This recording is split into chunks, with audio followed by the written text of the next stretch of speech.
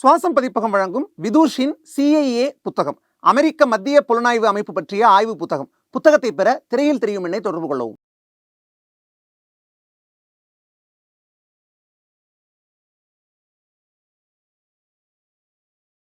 Get out Stalin போடக்கூடாது, get out DMK கவர்மெண்ட்னு போடணும். உங்களுக்கு கெட் அவுட் ஸ்டாலின்றது செல்லும், மோடிக்கு செல்லாது.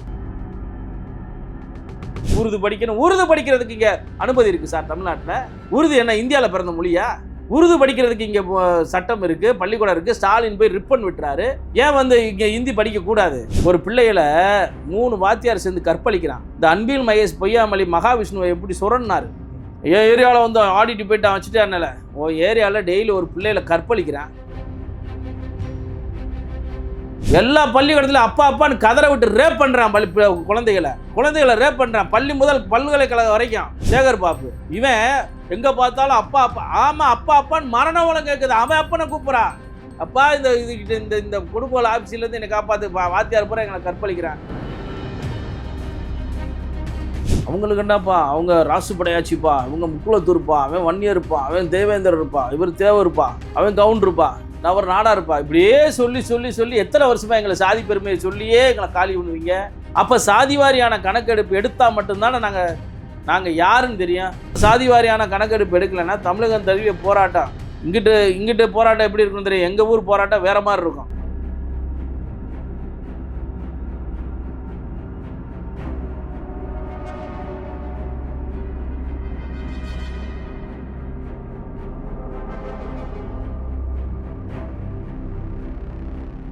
பேசு தமிழா பேசு நேயர்களுக்கு வணக்கம். இன்று நம்முடன் இணைந்திருக்கும் சிறப்பு விருந்தினர் தென்னிந்திய ஃபார்வர்டு பிளாக் கட்சி நிறுவன தலைவர் திரு திருமாறன் ஜி அவர்கள். வணக்கம் சார். வணக்கம் நன்றாஜ். இன்னைக்கு தமிழகம் முழுக்க பார்த்தீங்க அப்படின்னா கெட் அவுட் ஸ்டாலின் அப்படிங்கிறது வைரல் ஆகிக்கிட்டு இருக்கு. இந்திய அளவில் அதான் நம்பர் 1 இடத்துல இருக்கு அப்படின்னு சொல்லி சொல்றாங்க. இப்போ நேற்றுலாம் பார்த்தீங்கன்னா கெட் அவுட் மோடி அப்படின்னு இருந்துச்சு. ஸோ அண்ணாமலை அவர்களும் உதயநிதி அவர்களும் அவங்களுக்கு இடையில் இருக்க இந்த வார்த்தை போர் அரசியல் நாகரிகமாக தான் நீங்கள் பார்க்குறீங்களா? கெட் அவுட் மோடின்றது இது தமிழ்நாட்டில் இன்றைக்கி இல்லை, எல்லாருமே சொன்னவங்க தான். கருப்பு கொடியை பிடிச்சா கூட மோடி தப்பாக நினச்சிடான்னு சொல்லி வெள்ளைக்கொடியை பிடிச்சிட்டு நின்றவங்க தான் இந்த ஸ்டாலின் குரூப்பு. புரியுதுங்களா? இவங்களுக்கு வாழ்வாதாரத்திற்காக யார் காலிலும் முழுக தயங்காத ஒரு கூட்டம் தான் திராவிட மாடல் கூட்டம். ஆனால் கெட் அவுட் மோடின்ற வாய்ப்புக்கு நீ இந்தியாவில் மட்டுமில்லை, உலகத்திலே நீ தவிர்க்க முடியாத ஒரு தலைவராக இன்றைக்கி நரேந்திர மோடிஜி இருக்கார். ஆனால் உங்களெல்லாம் தொடச்சி எரிய போகிறோம்.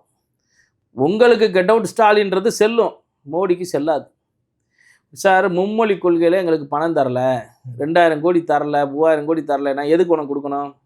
ஒரு திட்டத்தை நம்ம இங்கே கொண்டு வரோம் சார். அந்த திட்டத்தை கொண்டு வந்தால் அந்த திட்டத்தை நடைமுறைப்படுத்தினா தானே உனக்கு அந்த சலுகையில் அந்த பணத்தை கொடுக்க முடியும். நான் எதுவுமே பண்ணாமல் எனக்கு பணத்தை கொடு அப்படின்னா நீ என்ன ரவுடியா? இல்லை உங்களுக்கு பகடி கட்டணுமா? ஒரு நவேதா இந்த பள்ளி இருக்குல்ல சார், இந்த ஸ்ரீ பள்ளி இருக்குல்ல, PM ஸ்ரீ பள்ளி இருக்குது பார்த்தீங்களா? இதில் ஃபீஸ் எவ்வளோ தெரியுமா சார்? வருடத்துக்கு 500, 1500, 800 ரூபா.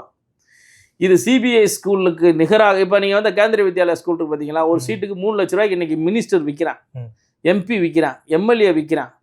அந்த சீட்டு கிடைக்கிறதுக்கு அந்த சீட்டை ஃப்ரீயாக கொடுக்குது நவோதயா பள்ளிகள், ஸ்ரீ PM பள்ளிகள் ஃப்ரீயாக கொடுக்குது. இந்தியா முழுவதும் ஒரே கல்வி திட்டத்தை கொண்டு வருது. அதில் இந்திய மட்டும் கொடுக்கல, 16 மொழிகளை கொடுக்குது. எந்த மொழி வேணாலும் படிச்சுக்க, அறிவை வளர்த்துக்க, போய் பொழைச்சிக்கன்னு சொல்லுது சென்ட்ரல் கவர்மெண்ட். நீ பொழைக்கக்கூடாது, திராவிட மாடல் ஆட்சியில் எங்களை பார்த்துட்டே இருக்கணும், நாங்கள் ராக்கெட் கம்பெனி வைப்போம், இந்த இந்தியாவின் உலகத்தின் முதல் பணக்காரனாவோ அதை இப்போ வேடிக்கை பார்க்குற மட்டும்தான் அவன் வேலை, படிச்சுலாம் நீ முன்னேறக்கூடாதுன்னு சொல்கிறது சமூக நீதி ஆட்சியா? இந்த நவோதயா பள்ளிகளில் PM ஸ்ரீ பள்ளிகளில் மும்மொழி கொள்கையில் கட்டாயப்படுத்தலை. நீ படித்து தான் ஆகணும், அது எந்த மொழியாக இருந்தாலும் சரி. எங்கேயோ இருக்க பிரான்ஸையும் ரஷ்யத்தையும் படிக்கிறவே, ஏன்னா இந்தியாவில் நீ ஒரு பொழைக்க போகிற, இந்தியா முழுவதும் போகிற, அந்த மொழிகளை ஏதாவது ஒரு இந்தி மொழியை கற்றுக்கிட்டால் எல்லா பக்கமும் போகலாம்ல, போய் பொழைக்கலாம்ல. உடனே ஒரு வேக்கானம் பேசுவேன், அங்கே இருக்கு இவங்க சோமாஸ் விற்க வரேன். ஏடே, இந்த நாடு உலகத்தின் தொன்மையான நாடு இந்தியா, அதில் ஒரு பொருளாதார மிக்க நாடு தமிழ்நாடு. பல லட்சம் உங்களை மாதிரி ஊழல்வாதிகளும் திருட்டு பயல்களும் சுரண்டி முகலாயர்லேருந்து மாலிகாபூர்லேருந்து பாமினி சுல்தான்கள்லேருந்து கொள்ளையடித்து திண்டு கொளுத்ததுக்கு அப்புறம் இந்த நாடு நிலைச்சி நிற்கிதுன்னா, தர்மம் நிறைஞ்ச பூமியில் தருதலைகள் நாட்டை ஆண்டுதுன்னா எவ்வளோ பெரிய கொடுமை. தர்மம் நிறைஞ்ச பூமி இது. இதில் இவங்கெல்லாம் நாட்டை ஆடியும் இந்த மாட்டில் முதல்ல மக்களை சுரண்டா, பொண்ணுகளை சுரண்டா, நிலங்களை சுரண்டா. இப்போ என்ன மலையவே சுரண்டிட்டான். இந்த உலகம் தோன்றிய காலத்திலிருந்து இருந்த மலைகள்லாம் காணும் தமிழ்நாட்டில், ரொம்ப மலைகளை காணும். அப்போ இந்த மாதிரி சூழ்நிலைகள்லாம் இருக்கிற இந்த அரசாங்கம் மக்களுக்கு என்னத்தை விட்டுட்டு போகுதுன்னு தெரியல. இந்த பள்ளி பாடத்தையாவது விட்டு கொடுங்கடான்னு சொல்கிறோம். இந்த பாடத்தை விட்டு கொடுங்க, இந்த பிள்ளைய படித்து எங்கிட்டாவது முன்னேறி போய் எங்கிட்டாவது பொழைச்சிக்கிறட்டும். இதே இந்த நாட்டில் இருக்க அந்த படிப்பு 500 ரூபாய்க்கு சென்ட்ரல் நவோதயா ஸ்கூலில், பிஎம்ஸ்ரீ ஸ்கூலில், கேந்திரிய வித்யாலயாவில் அவ்வளோ ரெக்கமெண்ட் வேணும். அதை பூரா மக்களுக்கு இலவசமாக பண்ணித்தரேன், பிள்ளைங்க அரசு பள்ளிகளையும் படிக்கட்டுன்னு சொல்கிறதில்ல. அதுக்கு நிதியை நானே தந்துடுறேன். ஒரு மொழியை கற்றுக்கிறதுக்கு 2000 கோடி 3000 கோடி நான் தர்றேன், இந்த குழந்தைகள் படித்து முன்னேறட்டும் அப்படின்னு சொல்கிறேன். நான் பிரதமர் வேணுமா, இல்லை நீ ஏன் ஸ்கூலு வச்சுருக்கேன், நான் மட்டும்தான் ஹிந்தி சொல்லி தருவேன், என் பிள்ளை குட்டியை தான் ஹிந்தி படிக்கும், நீங்களாம் படிக்கக்கூடாது, நீ மக்காவே இருக்குன்னு சொல்கிறவன் இந்த நாட்டில் முதலமைச்சராக இருக்கணுமா? யார் கெட் அவுட் ஆகணும், மோடியா ஸ்டாலினா? ஒரு பிள்ளைகளை 3 வாத்தியார் சேர்ந்து கற்பழிக்கிறான். இந்த அன்பில் மகேஷ் பொய்யாமொழி மகாவிஷ்ணுவை எப்படி சுரன்னாரு? என் ஏரியாவில் வந்து ஆடிட்டு போயிட்டு வச்சுட்டாங்கல்ல, உன் ஏரியாவில் டெய்லி ஒரு பிள்ளைகளை கற்பழிக்கிறான். 3 வாத்தியார் சேர்ந்து ஒரு பிள்ளையை கொடுக்குறான். ஒரு பிள்ளைலாம் அந்த ஃபோனில் பேசுது, வாட்ஸ்அப் காலில், அது சார் எனக்கு வந்து மென்சஸ் சார், என்னை விட்டுருங்க சார்னு கெஞ்சுது. அதை கூட அந்த நாய் என்ன சொல்லுதுன்னா, அதெல்லாம் என்கிட்ட வா நான் பார்த்துக்கிறேன். ஒரு காட்டு மிராண்டிகளை வச்சு இன்னைக்கு பள்ளிக்கூடம் நடந்துக்கிட்டு இருக்கு. நீ என்ன பிடுங்கிட்டு இருக்கேன்னு கேட்குறேன். என்ன பிடுங்குற நீ கல்வித்துறையில்? எத்தனை பிள்ளைகள் இன்னைக்கு கற்பை இழந்து நிற்கிது. வெளியே சொன்னது சில, சொல்லாதது பல. என்ன பண்ணிக்கிட்டு இருக்கீங்க நீங்கள்? நான் ஒரு பிள்ளையை பெற்றன்ற ஆதங்கத்தில் நான் சொல்கிறேன், என்ன பண்ணுற நீ? இந்நேரம் இந்த 3 பேர் வகுத்தில் பிள்ளையை கொடுத்தவனை டீபார்ட் பண்ணி அவனை சிறைக்கு அனுப்பியிருக்கியா? எல்லாமேலும் இப்போ இன்னைக்கு ஒரு பிள்ளையை கற்பழிச்சிருக்கான். இதில் படிக்க போன இடத்துல போடியில் ஒரு பையன் மர்மமான முறையில் செத்துருக்கான். குழந்தைகளுக்கு தண்ணி குடிக்க போகிற பிள்ளையோட டேங்கில் உளுந்து செத்துருக்கு நேற்றைக்கு சிவகங்கை மாவட்டத்தில். உன் பள்ளிக்கூடத்தில் லட்சணத்தை வச்சுக்கிட்டு நீ மாறு தட்டிக்கிற, உன் பிள்ளைய ஃப்ரான்ஸ் படிக்க வைக்கிற. இங்கே இருக்க பிள்ளைங்க எந்த மொழியும் படிக்கக்கூடாதா?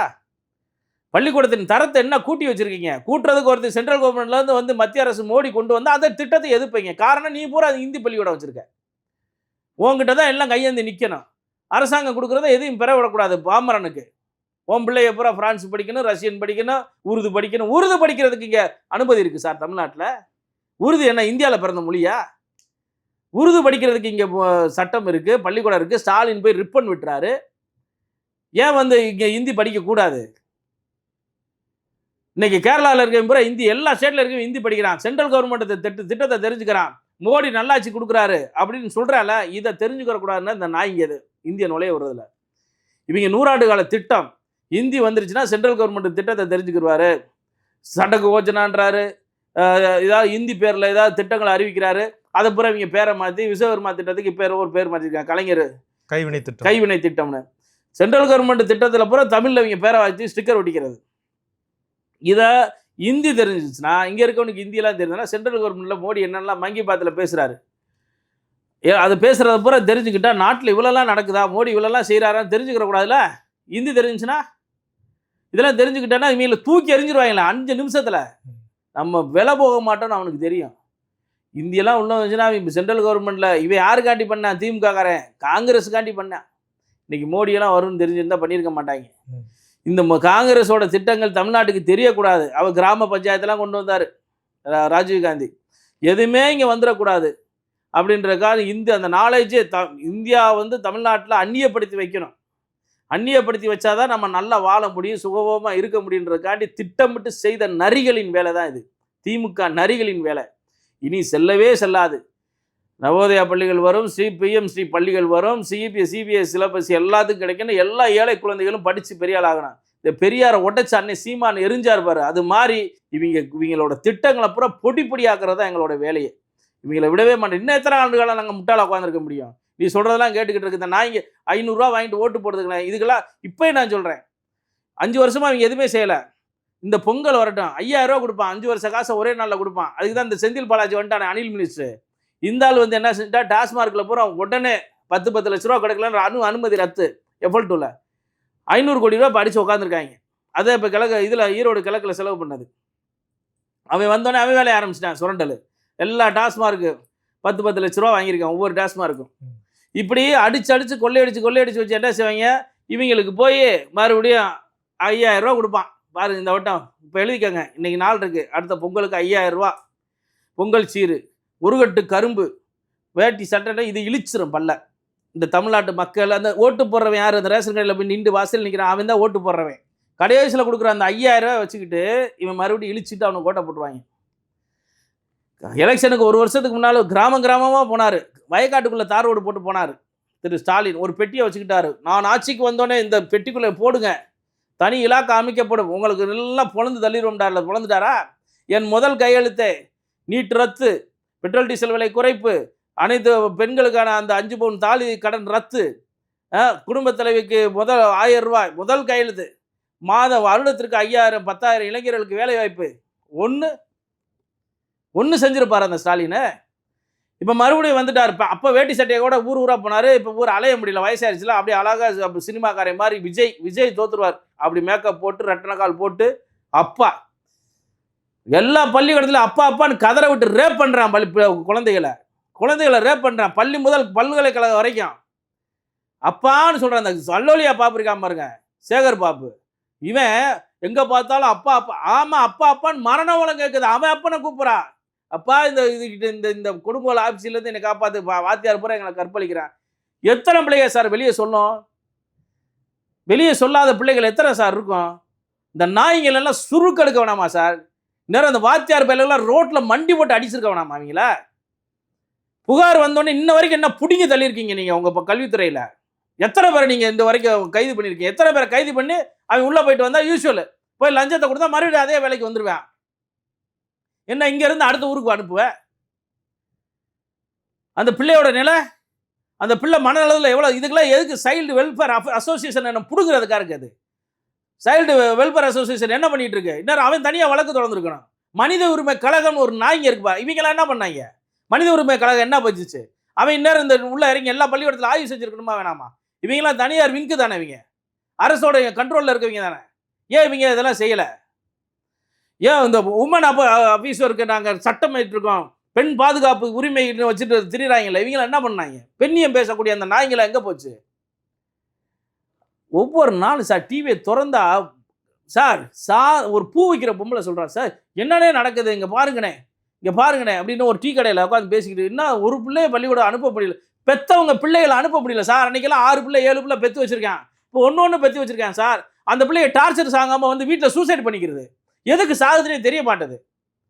கேட்டால் வாத்தியார் அடித்தார், பரிசை ஃபெயில் ஆயிடுச்சு, இவனை வச்சுருக்காங்க, பரீட்சையில் ஃபெயில் ஆயிடுச்சு, நல்லா படிக்கல, அந்த பையன்கிட்ட பேசி இந்த பையன் கண்டிஷன் செத்து போச்சு. அது பிள்ளை ஏன் சாகுது? உயிரோட இருந்தால் தானே சாட்சி சொல்லும். இவங்க கொடுக்குற தொல்லைகள்னால தான். இந்த நிலையெல்லாம் மாறணும்னா நவோதயா பிள்ளைகள் பார் நிறைய பள்ளிகளை கொண்டு வந்து அறிவுகளை வளர்க்குறதுக்கான வேலைகளை செய்யணும். இது கண்டிப்பான இதெல்லாம் இந்த அரசாங்கம் கெட் அவுட் அரசாங்கம், DMK government, get out Stalin போடக்கூடாது, கெட் அவுட் டிஎம்கே கவர்மெண்ட்டுன்னு போடணும். இதை தான் வந்து இன்னைக்கு இந்த காலகட்டத்திற்கு தேவை. சமூக நீதிக்கான மக்கள் கூட்டியக்கம் அப்படின்னு சொல்லிட்டு சாதிவாரி கணக்கெடுப்பு எடுப்பதற்கான அவசியமும் அவசரமும் ஏன் அப்படின்னு சொல்லிட்டு நேற்று ஒரு மீட்டிங் நடத்துனீங்க. ஸோ அந்த மீட்டிங்கோட நோக்கம் என்னது சார்? ஒரே விஷயம் நல்லா தெரிஞ்சுக்கணும், ஜாதி வாரியான கணக்கெடுப்பு இதுவரைக்கும் ஆங்கிலேயர் காலத்திற்கு அப்புறம் இது வரைக்கும் எடுக்கலை, இப்போ வரைக்கும் எடுக்கலை. இது 1881 பிப்ரவரி 17ஆம் தேதி சென்சஸ் ஆஃப் பிரிட்டிஷ் இந்தியா அப்படின்னு சொல்லி பிரிட்டிஷ்காரன் எடுக்கிறான் 1881. அதுக்கப்புறம் யாருமே அவன் 10 ஆண்டுகளுக்கு ஒரு முறை இந்த சாதி வாரியான கணக்கெடுப்பு எடுக்கிறான். 31 வரைக்கும் 1931 வரைக்கும் எடுக்கிறான். ஆனால் அவன் எங்களை எப்படி வச்சுருந்தான்னா, முக்குளத்தூரை ட்ரைபிள்னு வச்சுருந்தான், அடுத்து வந்து வன்னியரை ட்ரைபிள்னு வச்சுருந்தான், குறவரை ட்ரைபிள்னு வச்சுருந்தான். அவன் எங்கள் சமூகம் முன்னேறணும்னு சொல்லி அவன் எங்களுக்கான சலுகைகளை பண்ணான். ஆனால் இவன் பூரா கேஸ்ட்டுன்னு கொண்டு வந்தான். இந்த இந்தியா சுதந்திரம் அடைந்ததுக்கு அப்புறம் இவங்களெல்லாம் கேஸ்ட்டுன்னு கொண்டு வந்தான். இது முழுக்க அன்றைக்கு 1881 எடுத்த அந்த சென்சஸின் ஜாதி வாரியான கணக்கெடுப்பின்படி தான் 2025 வரைக்கும் வழங்கப்படுதுன்னா எவ்வளோ பெரிய அவமானம். 100 வருஷம் ஆச்சு. 100 வருஷமா எந்த சமூகம் என்ன படிநிலையில் இருக்கிறான், அவன் என்ன செஞ்சுக்கிட்டு இருக்கான், அவனுடைய வாழ்வாதாரம் என்ன, அவன் பொருளாதாரத்தில் எப்படி இருக்கிறான், வீட்டில் வாழ்கிறானா, தரையில் வாழ்கிறானா, குடிசையில் வாழ்கிறானான்ற கூட ஒரு சென்சஸ் இல்லை. சாதி வாரியான கணக்கெடுப்பு எடுக்கணுமா வேணாமா? இவன் மக்கள் தொகை கணக்கெடுப்பு தான் எடுக்கிறான். ஜாதி வாரியான அடிநிலை மக்கள், கீழ்த்தட்டு மக்கள் எப்படி வாழ்கிறான், அவனுடைய இப்போ எங்களை சினிமாவில் பார்த்தீங்கன்னு வச்சுக்கோங்க, தேவர் மகன், சின்ன கவுண்டரு, ராசுபடையாச்சி, இப்படியெல்லாம் படம் எடுப்பாங்க. அதில் பெரிய பண்ணையாராகும், நிலச்சுவாந்தாராகும், ஊருக்கு பஞ்சாயத்து பண்ணுறவங்க, இப்படி தான் எடுப்பாங்க. ஆனால் எங்களுடைய வாழ்வாதாரம் என்ன இன்றைய நிலையில்? நீங்கள் இந்த சினிமாவை பார்த்துட்டு இவங்கெல்லாம் வசதியாக இருக்குன்னு நினச்சிக்கிட்டு இருக்கு. இந்த திராவிட மாடல் சூழ்ச்சியெல்லாம் இதுதான். நாங்கள் சாப்பாட்டுக்கே வழி இல்லாமல் தென் தமிழ்நாட்டில் விவசாயம் பண்ண முடியாமல் கள்ளர், மறவர், அகமுடியார் 3 பேரும் இதில் பிசியில் இருக்கிறோம், எம்பிசியில் இருக்கிறோம், டிஎன்டியில் இருக்கிறோம், இப்படியெல்லாம் இருக்கிறோம். ஒரு புக்குலத்தூர்லேயே இவ்வளோ பிரிவுகளை இந்த அரசாங்கம் வச்சுருக்கு. இது எங்கள் மக்கள்லாம் பார்த்தீங்கன்னா, தென் தமிழ்நாடுன்றது ஒரு பாலைவனத்தில் முள் இருக்காது. இதுவும் பாலைவனம் தான், ஆனால் முள் முளைச்சிருக்கும், கருவேல முள். கண்ணு கட்டின தூரம் ஒரு குடம் தண்ணிக்கு பல நூறுகள் ஆண்டு பல மைல்கள் நடந்து போகணும். ஒரு கொட்டாங்குச்சியில் தண்ணியை வச்சு எடுத்து ஊற்றிக்கிட்டு உட்காந்துருப்பாங்க. இந்த நிலையெல்லாம் எதனால் இருக்குன்னா, இப்போ நிதிஷ்குமார் எடுத்தார் பீகாரில். அங்கே அவரோட சமூகம் பார்த்தீங்கன்னா 2% கீழே அவரோட சமூகம் குருமி சமூகம். ஆனால் அங்கே பெரும்பான்மை சமூகம் அவர்கிட்ட கையேந்தி நிற்கிற மாதிரி சூழ்நிலை அங்கே இருக்குது. ஆனால் அந்த குருமி சமூகன்றது ரொம்ப மைனாரிட்டி சமூகம். அவங்க அந்த நாட்டை ஆண்டுக்கிட்டு இருக்காங்க. இருந்தாலும் பரவாயில்ல, உனக்கு நான் நல்லாட்சி கொடுக்குறேன்னு சொல்லி ஒரு ஆளுமைத்தன்மையோட அதில் 2,30,000 குடும்பங்களை தேர்ந்தெடுக்கிறாரு. மாதமே வெறும் 6,000 ரூபா சம்பளத்தில் வாழக்கூடிய 2,30,000 குடும்பங்களை தேர்ந்தெடுத்து அந்த குடும்பங்களுக்கு 10 லட்ச ரூபா நிதி கொடுத்து அவங்க முன்னேற்றத்திற்காக பண்ணுறார். அவர் முதல்வரா, இவர் சட்டமன்றத்தில் எங்களுக்கு அதிகாரம் இல்லைன்னு ஒரு சட்டமன்ற ஜனநாயகத்தின் ஊற்று என்று சொல்லக்கூடிய அந்த இடத்துல நம் நாட்டினுடைய முதலமைச்சர் பொய் சொல்கிறார், எனக்கு அதிகாரம் இல்லை. நீதிமன்றத்துக்கு போனால் அந்த நீதிமன்றத்தில் எப்படி இந்த தரவுகளே இல்லாமல் என்ன சலுகையில் அவன் கொடுக்க முடியும், நீதிமன்றம் கொடுக்க முடியும்? நீதிமன்றத்துக்கு போகிறோம், தரவுகள் வேணும்ல. இந்த அடிப்படையில் என்னென்ன மக்கள் இந்த நிலையில் வாழ்கிறாங்க, இவங்களுக்கு சலுகைகள் கொடுன்னா எப்படி கொடுக்க முடியும்? தரவுகள் கொண்டு வாடான்றான். தள்ளி விட்டுறது, நீதிமன்றம் தள்ளி விட்டுறது. முன்னாள் முதலமைச்சர் செல்வி ஜெயலலிதா அவர்கள் இந்தியாவிலே இல்லாத 69% இடஒதுக்கீடு வாங்கி கொடுத்தது அவங்க. இந்தியாவிலே இல்லாமல், இந்தியாவில் எல்லா இடத்துலையும் 50% தான், தமிழ்நாட்டில் மட்டும்தான் 69%. அந்த 69% இன்றைக்கி ஆபத்து வந்துருச்சு. எல்லா மாநிலத்துக்காரையும் கேஸ் போடுறான், எல்லாரும் எதுக்குறான். என்ன தமிழ்நாட்டுக்கு மட்டும் ஸ்பெஷலு? அந்த அம்மா தனி தீர்மானம் பார்லிமெண்ட்டில் கொண்டு வந்து, அதெல்லாம் சாதாரண விஷயம் கிடையாது. தனி தீர்மானம் கொண்டு வந்து அவங்கள உருவாக்கி இன்றைக்கி 69% அந்த அம்மா வாங்கி கொடுத்துட்டு போனாங்க. இன்றைக்கி அதுக்கு ஆபத்து வந்துருச்சு. கணக்கெடுப்பு எடுங்கன்னா எனக்கு அதிகாரம் இல்லை அப்படின்னு சொல்கிறார். இல்லை சார், இப்போ நீங்கள் பீகாரை எடுத்துக்காட்ட சொன்னீங்க. ஆனால் பீகாரில் எடுத்ததே ஒரு பொய்யான சர்வேன்னு ராகுல் காந்தி சொல்கிறாரு. அது முறையாக எடுக்கப்படல, அதில் ஃபேக்டுவல் எரர் நிறைய இருக்குது அப்படின்னு சொல்லி சொல்கிறாரு. அந்த மாதிரி எதுவும் வர வாய்ப்பு இருக்குது? ஒரு விஷயம் கேளுங்க, ராகுல் காந்தி ஒரு பொய்யன், ஒரு நீச்சல், அந்த ஆள்லாம் நம்ம பேசவே கூடாது. அதே ராகுல் காந்தியோட ஸ்டைல் தான் இங்கே இருக்க நம்மளுடைய முதல்வர் ஸ்டைலும். ஒருத்தர் எடுத்துட்டா அவனை கிரிட்டிசைஸ் பண்ணக்கூடாது. அவர் எடுத்துட்டாரு, வெளிவிட்டாரு, அதில் அடிநிலை மக்களை தேர்ந்தெடுத்து அவங்களுக்கு நிதி வழங்கிட்டாரு, இதெல்லாம் பொறுத்துக்கொள்ள முடியாமல் பேசக்கூடிய விஷயம். இப்போ தெலுங்கானாவில் எடுத்துட்டாங்க. இப்போ தெலுங்கானாவில் ஜாதி வாரியான கணக்கெடுப்பு, அது அடிநிலை மக்கள், கீழ்த்தட்டு மக்கள், அதில் ஒரே ஜாதியில் இருந்தாலும் ஒரு ஜாதியில் ஒருத்தன் வசதியாக இருக்கான், அதே ஜாதியில் இருக்கவங்க கீழ்மட்டத்தில் இருக்கிறான். இவனை விகிதாச்சார அடிப்படையில் நம்ம உதவி பண்ணணுன்ற அந்த கணக்குக்குள்ளே தான் வரணும்னு நம்ம சொல்கிறோம். ஆனால் எங்களுடைய சமூகம் இருக்குது பார்த்தீங்களா, எங்களுடைய சமூகம் மாதிரி இந்த தமிழ் சமூகத்தில் சித்திரவதை அனுபவித்தவங்க யாருமே இருக்க முடியாது. ஒவ்வொரு சமுதாயத்திற்கும் ஒவ்வொரு படிநிலையில் அவங்களுக்கு சித்திரவதைகள் தமிழ்நாட்டில் கலாச்சார ரீதியாக, பண்பாடு ரீதியாக பாதிக்கப்பட்டிருக்கலாம். ஆனால் நாங்கள் இந்த சாதியில் பிறந்ததுக்காண்டிய குற்றவாளின்னு என்று முத்திரை குத்தப்பட்ட சமூகம் எங்கள் சமூகம். ட்ரைப்ஸு நாங்கள்லாம் இவன் குற்ற பழங்குடியினர் அப்படின்னு சொல்லி எங்களை முத்திரை குத்தப்பட்ட சாதி எங்கள் சமூகம் இருக்கே. அவ்வளோ கஷ்டப்பட்ட சமூகம் இன்றைக்கி இன்னும் அதே நிலையில் இருக்குது. 100 ஆண்டுகளை தாண்டி இன்றைக்கி அதே நிலையில் தான் இருக்குது. ஒரு டிஎன்டி சான்றிதழ் கேட்குறோம். அது எடப்பாடி அரசாங்கம் கொடுத்தாங்க. அது ரெட்டை சான்றிதழாக கொடுத்தாங்க. நீ அங்கிட்டு போனால் ஓபிசி, இங்கே வந்தால் டிஎன்டி, அங்கிட்டு போனால் டிஎன்டியை வச்சுக்க, இங்கே வந்தால் ஓபிசி ஆச்சு. இப்படி ரெட்டை சான்றிதழ் கொடுத்தாங்க, டிஎன்டி டிஎன்சி. நாங்கள் என்ன சொல்கிறோம், ஒரே சான்றிதழாக கொடுங்கன்னு சொன்னோம். ஸ்டாலின் உசிலம்பட்டியில் வந்து சொல்கிறாரு, நான் இதெல்லாம் ஒரு மேட்டரா, ஒரு சான்றிதழாக கொடுக்கறதுக்கு நான் கொடுக்குறேன்னு சொல்லிட்டு நாங்கள் கேட்டது ஒற்றை டிஎன்டி சான்றிதழ். இவர் என்ன செஞ்சார் தெரியுமா, ஒரே சான்றிதழ் டிஎன்டி டிஎன்சின்னு போட்டு கொடுத்துட்டாரு. நாங்கள் டிஎன்சி வேணால் டிஎன்டி கொடுங்கன்னு கேட்குறோம். ஆனால் அதை கூட செய்யாத கவர்மெண்ட் இங்கே. ஆனால் எங்களை நாங்களே வளர்த்துக்கிட்ட ஒரு சமூகம். நாங்கள் வந்து பிரிட்டிஷ்காரன் எங்களை, இப்போ நடராஜ் இருக்கேன்னா, நீ ஒரு பிரமலை கல்லர் சமூகத்தில் பிறந்துட்டேன்னு வச்சுங்க, உங்களை கூட்டிகிட்டு போய் 16 வயதுக்கு மேற்பட்ட ஆண் மகனை கூட்டிகிட்டு போய் ஸ்டேஷனில் சமணம் போட்டு உட்கார முடியாது, குத்த வச்சு உட்காரணும். கை விலங்குகள் மலஞ்சலம் கழிக்கணும்னா அதையே தோண்டிட்டு அங்கேயே படுத்துட்டு அங்கேயே உட்காந்துருக்கணும். எங்களுடைய சமூகம் எவனுமே ராத்திரியில் கூட்டினதே கிடையாது. புருஷன் பொண்டாட்டி பகலில் கூட்டின சமூகம், சித்திரவதைகளை அனுபவித்த சமூகம். எங்களுடைய சமூகம் மாதிரி யாரும் இந்த அவல நிலையை அவனிச்சு, இந்த சாதியில் பிறந்த பிறவிலே கருவிலே குற்றவாளின்னு சொல்லுவான் எங்களை பிரிட்டிஷ்காரன். அவன் எங்களை முன்னேற்றுவதற்காக டிஎன்டி கொடுத்தான். அந்த சலுகையை கூட இந்த திராவிட அரசாங்கம் பிடிங்கிட்டான். எம்ஜிஆர் காலத்தில் பிடிங்கிட்டான். அதை பிடுங்கி நாங்கள் ரொம்ப கஷ்டப்பட்டு அதே எம்ஜிஆர் கட்சியில் தான் எங்களுக்கு டிஎன்டின் ரெட்டை சான்றிதழ் கொடுத்தான். இப்போ பார்த்தீங்கன்னா இந்த கலைஞர் வந்து எங்களை பூரா எம்பிசி ஆக்கி விட்டு போயிட்டார். கலைஞர் காலத்தில் அந்த எம்பிசியில் பார்த்தீங்கன்னா கிட்டத்தட்ட 69 சமுதாயம் இருக்குது. 69 சமுதாயத்து கூட நம்ம வந்து சண்டை போட வேண்டியிருக்கு. மொத்தம் 21% தான் அதில் எம்பிசியில். அதில் பாட்டாளி மக்கள் கட்சி வந்து 10.5% கேட்குறாங்க. மிச்சம் இருக்கிறவங்களுக்கு அந்த 10.5% வச்சுக்கோங்கன்னு சொல்கிறாங்க. அது அவங்க கேட்குறதுல அவங்களுடைய உரிமை. என் சமுதாயம் முன்னேறணும்னு கேட்குறாங்க. நம்ம கொடுக்கக்கூடாதுன்னு சொல்கிறது நமக்கு கடமை, நம்ம உரிமை கிடையாது.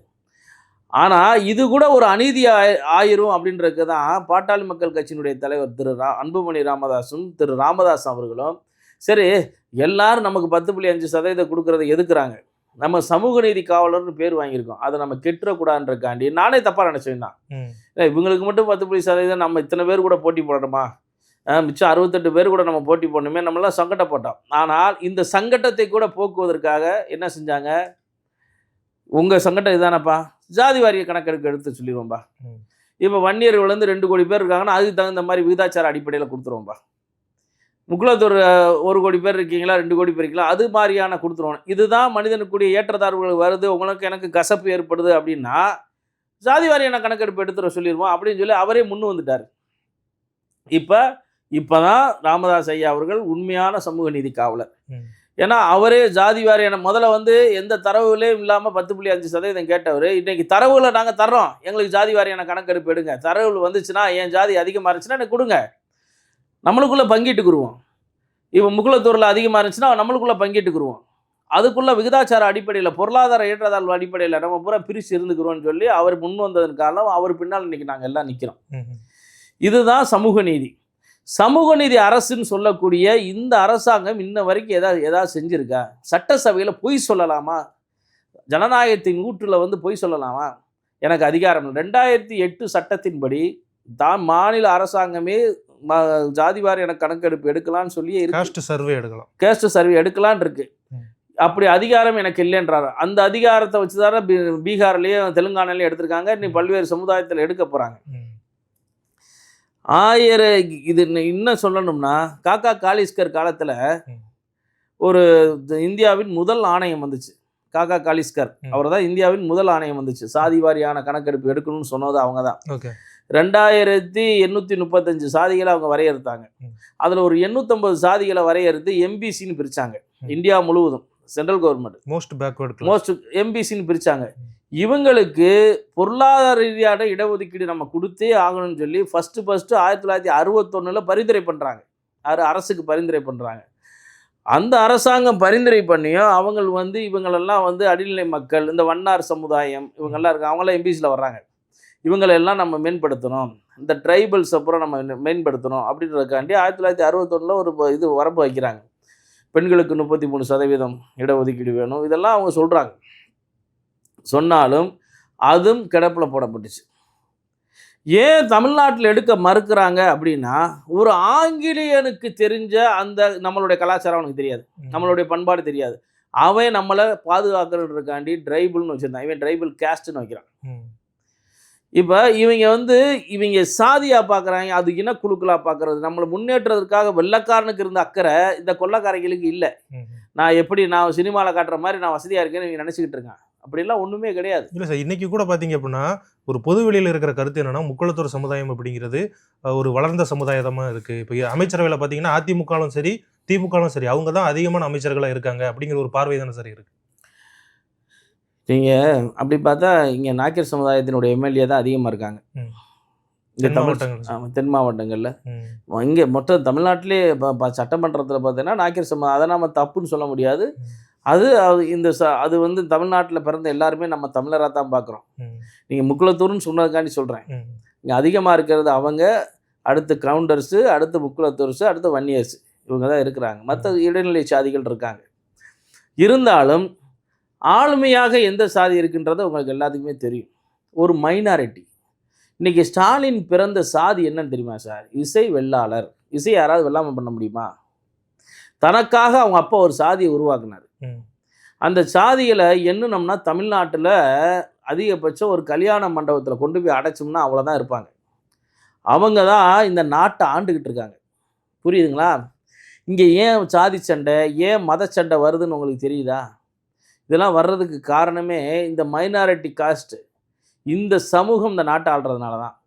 நான் தேவரும் தேவேந்திரனும் அங்கே சண்டை போடணும், இங்கே வன்னியரும் பறையரும் சண்டை போடணும், அங்கிட்டு நாடாரும் தேவேந்திரரும் சண்டை போடணும், எல்லா தமிழ் சங்கங்களும் அடித்து உருளணும், நம்ம அவனுக்குள்ளே சண்டையை மூட்டி விட்டுட்டு இங்கே நிம்மதி ஆட்சி ஆளணும்.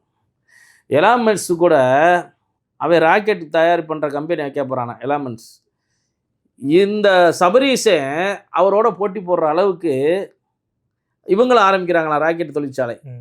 அப்போ எந்த அளவுக்கு மக்களை முட்டாளாக்கி அடித்தட்டு மக்களின் உயிரையும் ரத்தத்தையும் உறிஞ்சு நீங்கள் கொளுத்து உட்காந்துருந்தீங்கன்னா நீங்கள் ராக்கெட் கம்பெனி வைக்க போவீங்க. நாங்கள் என் பிள்ளைய படிக்க முடியல, வேலை வாய்ப்பு இல்லை, பொருளாதாரத்தில் பின்தங்கி இருக்கிறோம், எங்கள் பிள்ளைகளை நாங்கள் பாருன்னா உன் குடும்ப பிள்ளைகளையும் மருமகனையும் பார்த்துட்டு உட்காந்துருந்தீங்கன்னா அப்போ சாதி வாரியான கணக்கெடுப்பு எடுத்தால் இவன்லாம் அலர்ட் ஆயிடுவான்.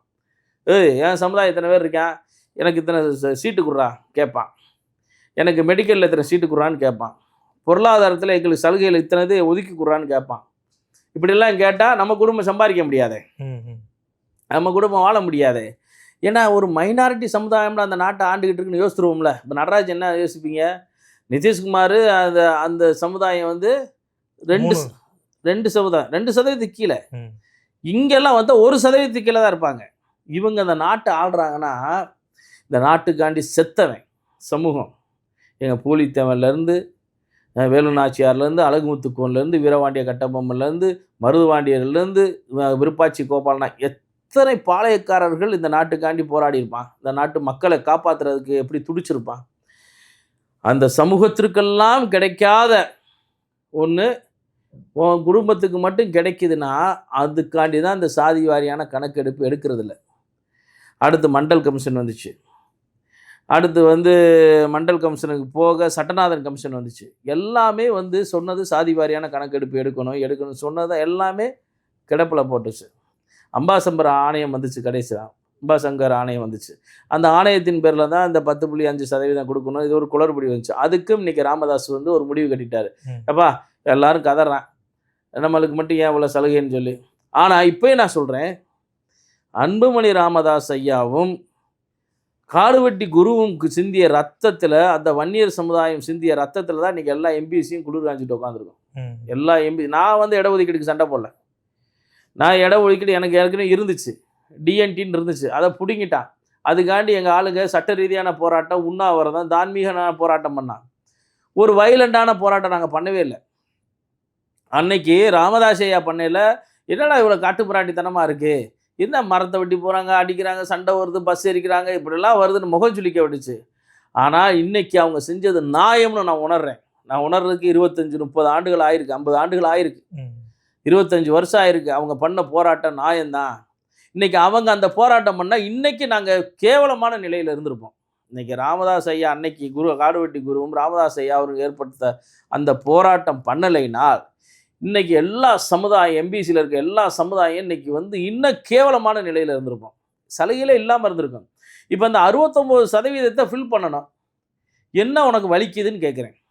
இடபிள்யூசி எக்கனாமிக்கல் வீக்கர் செக்ஷன் அவங்களில் வந்து இதே 69 சாதி, அது ஒரு 10% இடஒதுக்கீடு சென்ட்ரல் கவர்மெண்ட் கொடுக்குது, அதை கொடுக்கக்கூடாதுன்ற எல்லா மாநிலத்திலையும் கொடுக்குறாங்க. இந்த நாட்டில் பிறந்த ஒருத்தருக்கு கூட அரசு சலுகை இல்லாமல் வாழ முடியுமா? அரசு சலுகையே இல்லாமல் நான் வாழ்கிறேன்னா அவன் ஒரு நக்சலாக இருக்கணும், இல்லை இந்த இந்திய இறையாண்மைக்கு எதிரானவனாக இருக்கணும், இல்லை இந்த ஆதார் கார்டு இல்லாதவன் இந்த நாட்டுக்கு எதிரானவன் தானே. எல்லாத்துக்குமே வந்து சலுகை என்று எடுத்தாலும் ஆதார் வந்துடுது, ரேஷன் வந்துடுது, எல்லா ஐடி ப்ரூஃப் வந்தாலும் சலுகைகள் இருந்தால் தான் வரும். அந்த சலுகையில் கூட நான் கொடுக்க மாட்டேன் அப்படின்னு சொல்லி தடுத்துக்கிட்டே இருக்குது. எத்தனை வருஷம் இதெல்லாம் போகும்? எங்கள் நிலை என்பது வந்து 2006 ஒரு சட்டம் வந்துச்சு. 2006 தனியாரிலும் இடஒதுக்கீடு பெற்றுக்கொள்ளலாம்னு ஒரு சட்டம் இருக்குது. அதாவது மக்களுக்காக தெரியும். நீ உன் சுய விளம்பரத்தை பண்ணி பக்கம் பக்கமாக விளம்பரம் கொடுக்குற திராவிட மாடல் அரசாங்கம் எப்போ இந்த 2006 அரசு சட்டத்தின்படி அனைத்து தனியார் நிறுவனங்களிலும் அனைத்து இளைஞர்களுக்கு வேலைவாய்ப்பு பெற்றுக்கொள்ளான்னு ஒரு சட்டம் இருக்குது, நீங்கள் போய் கேளுங்கன்னு சொல்லியிருக்க அந்த அரசாங்கம். 2008 சொல்லியிருக்குல்ல, இந்த சாதி வாரியான கணக்கெடுப்பு நீங்கள் வந்து எடுத்துக்கலாம் அப்படின்னு சொல்லிக்கலாம்ல. இப்போ இங்கே இருக்க இஞ்சி குறவர் குறிஞ்சி குறவர்கள் இங்கே இருக்காங்க பாரு, இந்த மண்ணை சேர்ந்த குறவர்களுக்கு கொடுக்குற சலுகையில் கொண்டு போய் மராட்டியத்தில் இருந்து வந்த நாடோடி குறவர்களுக்கு போய் நான் 3% தூக்கி கொடுத்தா அங்கே இருக்க குறவை என்ன செய்வான்? அவன் டிஎன்டியில் இருந்தவன். அப்போ அதுக்கு ஒரு 30 லட்சம் பேருக்கு அந்த சலுகையில் கொடுத்துட்டு நாடோடி குறவர்களுக்கு கொடுத்துட்டு பார்த்தீங்கன்னா அதுக்கு 7 கோடி ரூபா 6 கோடி ரூபாய்க்கு விளம்பரம் பண்ணுறது. நாங்கள் சமூக நீதி ஆட்சி கொடுக்குறோம், நாங்கள் திராவிட மாடல் ஆட்சி கொடுக்குறோன்னு சொல்லி இப்படி பண்ணுறதுக்கெல்லாம் வந்து காரணம் என்னன்னா விளம்பர ஆட்சி. இந்த ஆட்சியை வந்து ஒரு முடிவுக்கு கட்டணும் அப்படின்னா கண்டிப்பான முறையில் சாதி வாரியான கணக்கெடுப்பு எடுத்தால் மட்டும்தான் ஒரு முடிவுக்கு வர முடியும். இன்னைக்கு ஒரு மனுஷன் வாழணும்னா நான் யாருன்னு எனக்கு தெரியும், என் குடும்பம் யாருன்னு தெரியும். ஆனால் இன்றைக்கு என் பொருளாதாரம் என்னன்றது நான் முன்னால் எங்கள் தாத்தன் பாட்டன் மூட்டைன் காலத்தில் இருந்தால் பாருங்க, அதே நிலையில் தான் என்னை யோசிப்பான். ஆனால் இன்றைக்கி நான் என்ன நிலையில் இருக்கிறேன்றது எனக்கு தான் தெரியும். இதே மாதிரி தான் என் சாதியில் இருக்கிறவன், இதே பிரமலைக்கல்லர் சமூகம், இதே கொண்டையங்கோட்டை மறவர், ஆப்பநாட்டு மறவர், அந்த ராஜகுல அகமுடியார், இந்த இங்கே கூடிய சிவகங்கை அகமுடியார்ஸு, அதே மாதிரி சூரிக்கோட்டை கல்லர், கந்தரவு கோட்டை கல்லர், இப்படி எல்லா கூத்தப்ப கல்லர், இவங்களுடைய அடிநிலையெல்லாம் பார்த்தீங்கன்னு வச்சுக்கோங்க, வீடே இல்லாமலாம் பாதி பேர் இருக்காங்க. இன்றைக்கி வந்து ராஜகுல அகமுடியார் இந்த நாட்டை ஆண்டவங்க, மன்னராக இருந்தவங்க அப்படின்னு நினைக்கக்கூடாது. இன்னைக்கு அவங்க என்ன அடிநிலையில் இருக்கிறாங்க? வாழ்வாதாரம் இல்லாமல் சிவகங்கை மண்ணில் சிவந்த மண்ணில் கிடக்கிறாங்க. விவசாயத்துக்கு தண்ணி இல்லை, கூட்டு குடிநீர் திட்டத்தை உருவாக்கலை. காமராஜருக்கு அப்புறம் யாராவது ஒரு அணை கட்டியிருப்பானா? அவங்க காமராஜர் கட்டி வச்ச அணையவே மதுரையில் வந்து ஐய அணையில் வந்து 72 அடி உயரம், அதில் 20 அடிக்கு சகதி மண்டி கிடக்கு. அணை முழு கொள்ளளவு வந்துருச்சுன்னுவேன், 20 அடி மண் இருக்குது. அதில் தூர்வார கூட துப்புலாத அரசாங்கம் இந்த அரசாங்கம். அப்போ எங்கள் மக்கள் தென் மாவட்டத்தில் இருக்க பூரா சென்னையில் வந்து இப்போ உங்களெல்லாம் விசாரிச்சிங்கன்னா தெற்கேருந்து வந்திருப்பீங்க. உங்களுக்கு அங்கே பார்க்குற இடம் பூரா கருவலக்காடு, வெறிச்சோடி கிடக்கிற நாடு. இந்த மதுரையில் வந்து திருமங்குளத்தை தாண்டிட்டா கருவலக்காடு தான், இங்கிட்டு தெப்பக்குளத்தை தாண்டிட்டா தருவக்காடு தான், இங்கிட்டு விலாங்குடியை தாண்டிட்டா கருவலக்காடு தான். வாழ வழி இல்லாமல் நாங்கள் வாழ்கிறோம். இப்போ ஜாதி வாரியான கணக்கு எடுத்துகிட்டு விகிதாச்சார அடிப்படையில் எடுத்துட்டோம் அப்படின்னு வச்சுக்கிட்டிங்கன்னா நம்ம அப்பா இவன் இந்த நிதிஷ்குமார் கொடுத்தாரு பாருங்க, வெறும் மாதம் 6000 ரூபா வாங்கிட்டு ஒரு குடும்பம் 2,30,000 குடும்பம் இருந்திருக்கு அந்த நாட்டில், பீகாரில். அவனுக்கு கூப்பிட்டு 2,30,000 குடும்பங்களுக்கு 10 லட்ச ரூபா கொடுத்து பெட்டிக்கடை வச்சு கொடுத்துருக்காரு. நீ பொழைச்சிக்கடாது. அவர் முதல்வரா? நீ முதல்வரா? இன்றைக்கி இதை விட பெரிய ஒரு ஃபோர்ஜரி நடக்குது. இந்தியன் கான்ஸ்டியூஷனில் ஜாதி வாரியான கணக்கெடுப்பை எடுக்கணுன்றதுக்கு இன்னொரு முக்கியமான காரணம் இருக்குது. இந்தியன் கான்ஸ்டியூஷன் சட்டமேதை அம்பேத்கர் என்ன சொல்கிறாருன்னா, மதம் மாறியவர்களுக்கு சலுகை இல்லை.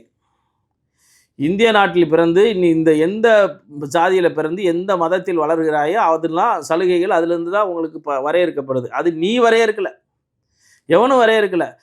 இவரே வந்து அம்பேத்கரே வந்து அந்த சென்சஸ் 1881 எடுத்த பிரிட்டிஷ் கவர்மெண்ட் எடுத்த அந்த இதை வச்சு தான் இவரே சலுகைகள் பிரித்தார். அந்த இதில் கூட பிரச்சனை ஆகிதான் அம்பேத்கர் சட்டத்தை பெரியார் எரிச்சார். புரியுதுண்ணா? அப்படி அம்பேத்கரையும் பெரியாரையும் தூக்கி பிடிக்கிற தோழர் திருமாவளவன் என்ன சொல்கிறாருன்னா, நான் இந்துன்னு தான் சர்டிஃபிகேட் வச்சுருக்கேன், நான் கிறிஸ்டின் தான், எங்கள் அக்கா கிறிஸ்டின் தான், என் குடும்பமே கிறிஸ்டின் தான், ஆனால் வேறு என்ன செய்கிறது, நான் இந்துன்னு சர்டிஃபிகேட் வச்சுருக்க வேண்டியிருக்கு அப்படின்னு பகிரங்கமாக சொல்கிறார். மதம் மாறிட்டார், ஆனால் இந்து சர்டிஃபிகேட்டை வச்சு கான்ஸ்டியூஷனில் நின்று ஜெயிச்சு பாராளுமன்ற உறுப்பினராக இருக்காருன்னா இந்த அவலம் எங்கேயாவது இருக்கா? பிற நாடுகளில் இதெல்லாம் நடக்குமா? தமிழ்நாட்டில் மட்டும்தான் அது நடக்கும். இந்த கேவலம்லாம், இந்த அசிங்கம்லாம் இங்கே தான் நடக்கும். திருமாவளவன் கூட இருக்க எல்லா எம்எல்ஏவும் மதம் மாறியவர்கள். ஒரு சட்டமன்ற உறுப்பினர் சட்டமன்றத்தில் ஏறி பேசுகிறார். என்ன பேசுகிறாருன்னா, நான் இந்துவாக பிறந்ததுக்கு நான் வெட்கப்படுறேன். யார் பேசுகிறா? விசிக சட்டமன்ற உறுப்பினர் பேசுகிறார்.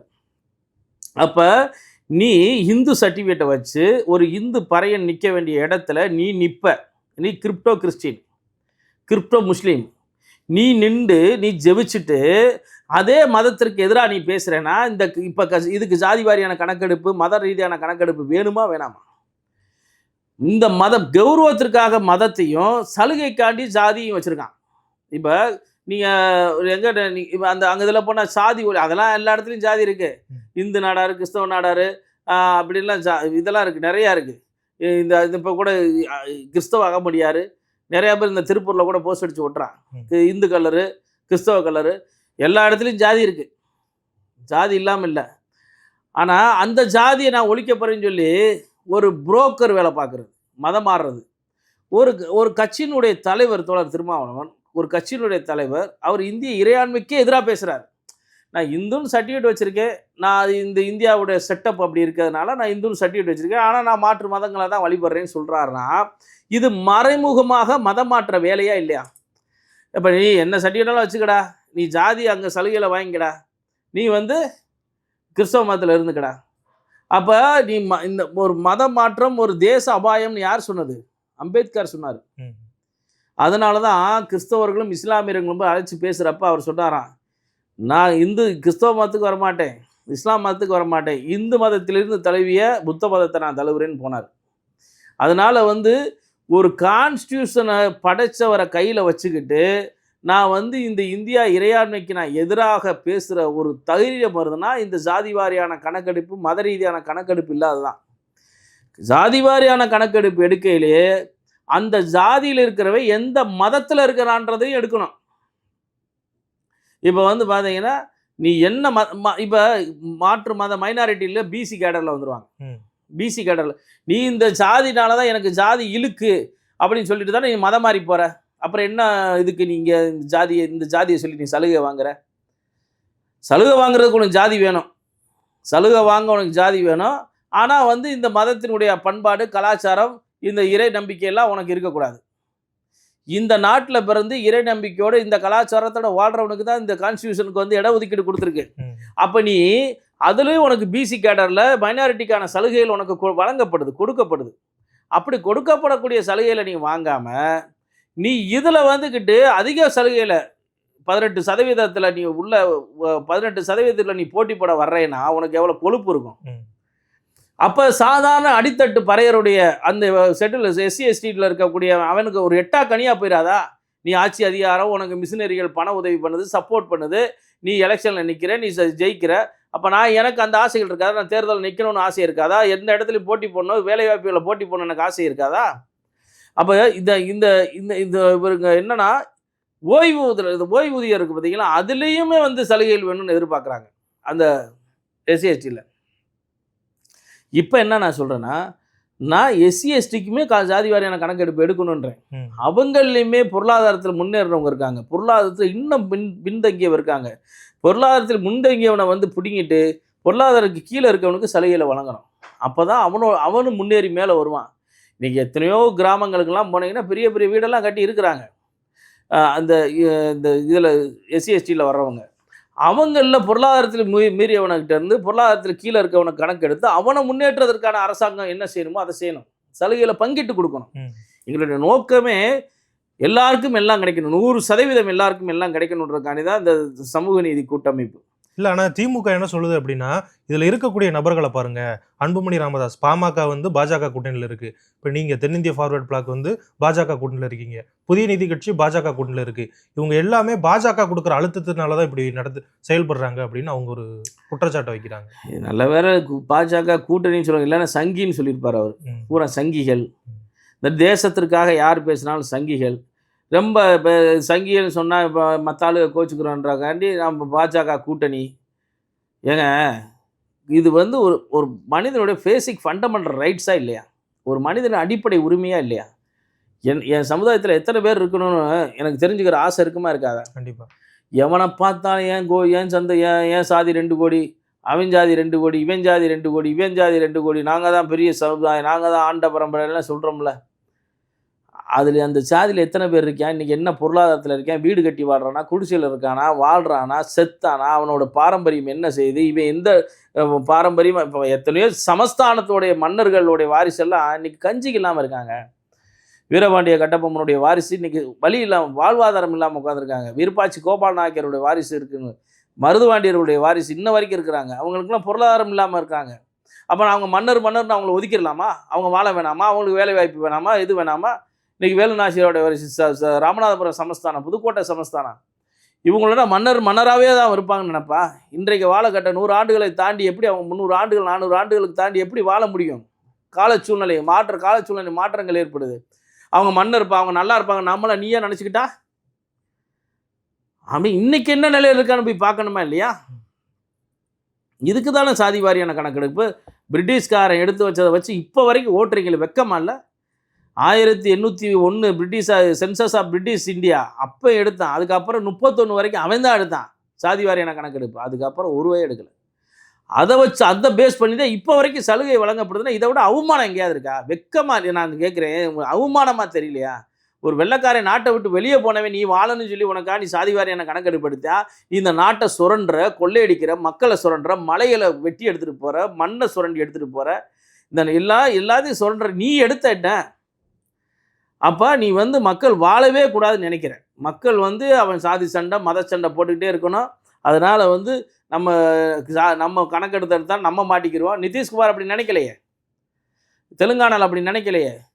அடித்தட்டு நான் என்ன சொல்கிறேன், திரு ஸ்டாலின் அவர்களே, நாங்கள்லாம் உங்கள்கிட்ட நாட்டை விற்றுட்டோம். 500 ரூபா லேபர்ஸ், தமிழ்நாட்டில் வாழ்கிறவன் 500 ரூபா லேபர், நாங்கள்லாம் உங்கள்கிட்ட 500 ரூபாய் வாங்கிட்டு நாட்டை விற்றுட்டோம். நீங்களே உங்கள் மையன் உதயநிதி, அவர் மையன் இன்பநிதி, அவருக்கு பிறக்கிற பிள்ளையெல்லாம் ஆண்டுட்டு போங்க. எங்கிட்ட தலையெழுத்து, நாங்கள் வாழ்ந்து ஆகணுன்ற தலையெழுத்தில் இருக்கிறோம். ஆனால் எங்கள் நிலையை தெரிஞ்சுக்கிறதுக்கு எங்களுக்கு அனுமதி கொடுங்கன்னு சொல்கிறோம். நான் யாருன்னு தெரிஞ்சுக்கணும், நான் என்ன நிலையில் இருக்கேன்னு தெரிஞ்சுக்கணும். திருமாறன் காரில் போனான்னா என் சாதியில் பிறக்கிற எல்லாரும் காரில் போகிறானா? திருமாறன் தலைவராக இருந்தால் என் சாதியில் இருக்கவன் எல்லாரும் தலைவராக இருக்கானா? அகமுடியார் ராஜகுல அகமுடியாருன்னு சொன்னால் எல்லாரும் ராஜகுல அகமுடியார் அதே மருதுவாண்டியர் மாதிரி இப்போ வரைக்கும் வாழ்ந்துக்கிட்டு இருக்கோமா? இப்போயுமே முத்துராமலிங்க தேவர் ஜமீன்தார் தான். இன்ன வரைக்கும் அதே கண்ணோட்டத்தில் பார்க்கலாமா? ஜமீன்தார் அப்பா மரவர் கமிட்டி அப்புறம் ஜமீன்தார் இருப்பா, முத்துராமலிங்க தேவர் ஜமீன்தாராக இருந்தாருப்பா, அப்போ அவங்களாம் ஜமீன்தார்ப்பா. ராஜகுல அகமுடியார் மருதுவாண்டியர் மன்னராக இருந்தாங்கப்பா, அவங்க பூரா இருப்பா. வேலுநாச்சியார் அவங்க இருந்தாருப்பா, அவங்க பூரா மன்னர்ப்பா. திருமாற 8 நாள் 24 உபகிராம தலைவராக இருந்தாருப்பா, அவங்க பூரா தலைவராக இருக்காங்கன்னு நினச்சி இப்படி எத்தனை வருஷமாக எங்களை ஏமாற்ற போகிறீங்க? எங்கள் சாதி பெருமை பேசி எங்களை முட்டாளாக்கி வச்சுருக்கீங்க. என் சாதி பெருமையை பேசி என் கீழே இருக்கவனை என்னால் பார்க்க முடியல.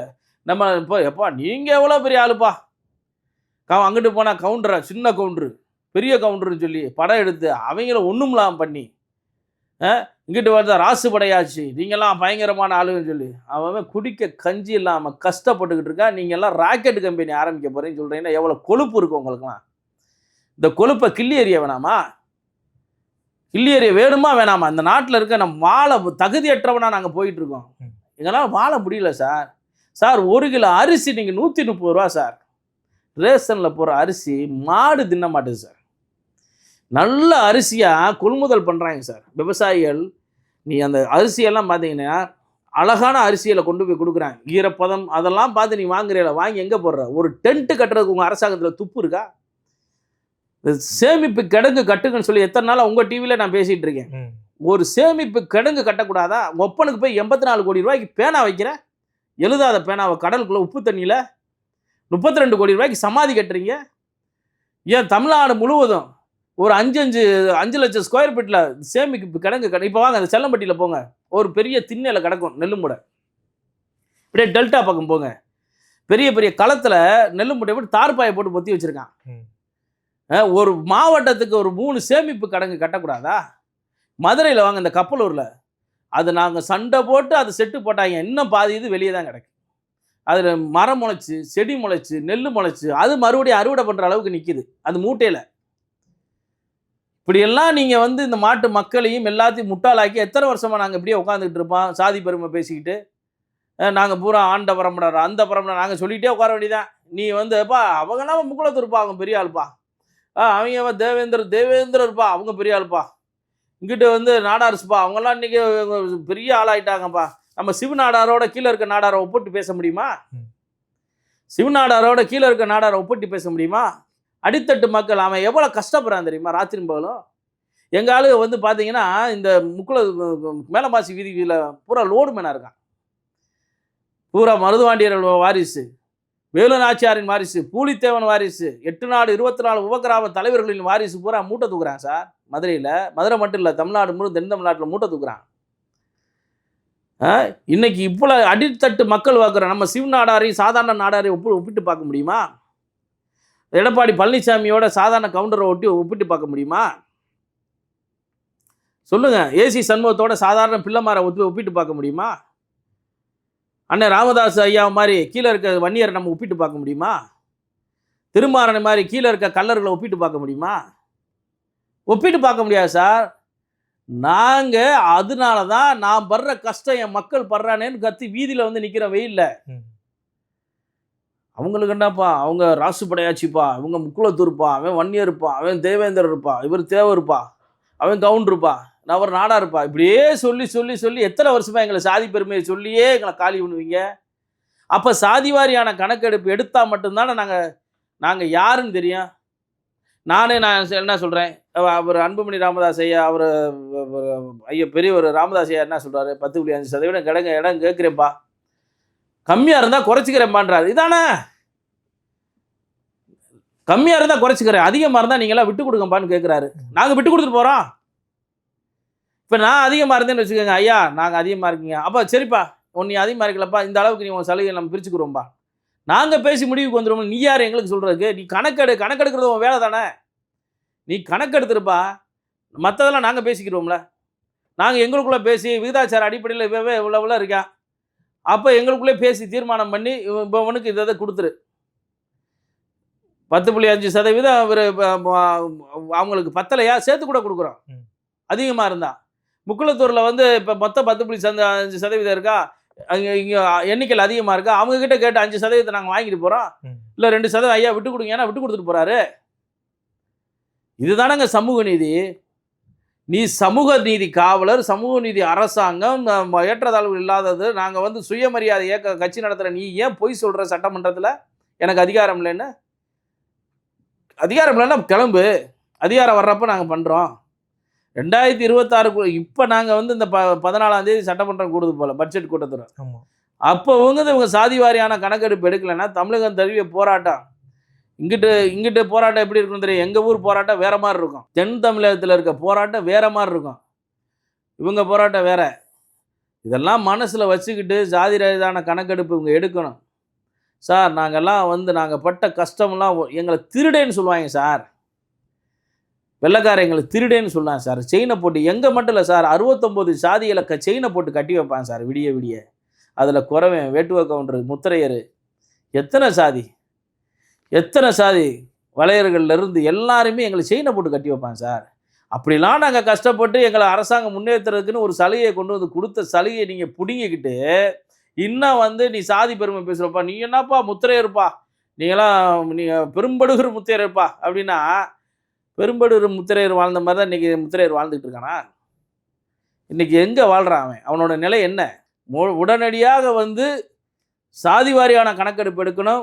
மும்மொழி கொள்கைகளை ஆதரிக்கவில்லை என்று சொன்னால் கடுமையான விளைவுகளை தமிழக அரசாங்கம் சந்திக்கும். ஓகே சார், எங்களோட இணைந்து உங்களுடைய கருத்துக்களை பகிர்ந்துக்கிட்டீங்க. மக்கள் என்ன சொல்றாங்கன்னு பார்ப்போம். நன்றி. நன்றி ராஜா. அஸ்வினி நட்சத்திரக்காரர்கள் ஒரு வீட்டில் இருக்காங்கன்னா என்ன மாதிரி பொம்மைகள் வைக்கலாம்? பொதுவாக அஸ்வினி நட்சத்திரம் சொல்லிட்டாலே இந்த மாதிரி ஆன்மீகம் மற்றும் ஜோதிடம் சார்ந்த இன்னும் பல வீடியோக்கள் பார்க்கணுமா? மறக்காம திருவருள் டிவிக்கு சப்ஸ்கிரைப் பண்ணுங்க. திருவருள் டிவியுடைய சேனல் லிங்க் இந்த வீடியோடைய டிஸ்கிரிப்ஷன்ல இருக்கு.